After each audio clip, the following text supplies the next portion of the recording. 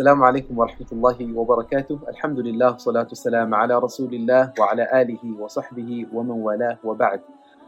Inshallah, Lote Foundation starting a new course on Ulūm al-Qur'ān, the sciences of the Qur'an. What is Ulūm al-Qur'an? The word Ulūm is the plural of ilm, and ilm, as we know, is knowledge. So Ulūm al-Qur'an, the sciences of Qur'an, meaning that these are subjects to do with the Qur'an to give us a deeper understanding of the Qur'an, not to go deeper to know the verses of the Qur'an. This is called tafsir. And tafsir teaches us what does Allah subhanahu wa ta'ala is saying to us. So when we say Bismillah ar-Rahman ar-Rahim, it tells us what does Bismillah ar-Rahman ar-Rahim mean. This is called tafsir. And tafsir is a subject within the subject of Ulūm al-Qur'an.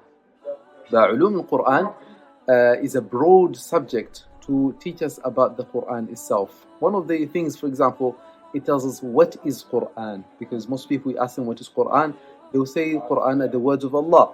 However, the Injil are the words of Allah subhanahu wa ta'ala, the Tawrat are the words of Allah. But then you say, oh, the words of Allah that are revealed to Prophet Muhammad. However, the Hadith al-Quds is also the words of Allah subhanahu wa ta'ala. But what is the friendship between Hadith al-Quds and Qur'an? Also within Ulūm al-Qur'an, you will learn about how was the Qur'an revealed. How did it happen? How did it begin? What is the first verse to be revealed? What is the last? How does wahi occur? How does the Prophet sallallahu alaihi wasallam receive revelation? We hear when we recited the Qur'an, or when we look at the Qur'an, we see that some verses are Madani verses and some verses are Makki verses, like Makki and Madani verses.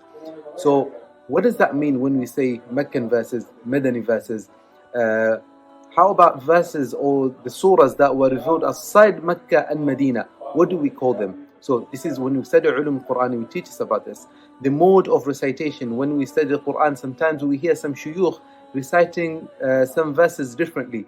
So why are they reciting that differently? How did that come up? Did the Prophet ﷺ recite it like that? So Ulūm al-Qur'an teaches how did it begin? What are the modes of recitation? How did that happen? It will teach us abrogation, because some verses you read a verse telling us about certain ruling, another verse tells us a different ruling. This is called abrogation. This also tells us in Ulūm, we will learn this in Ulūm al-Qur'an.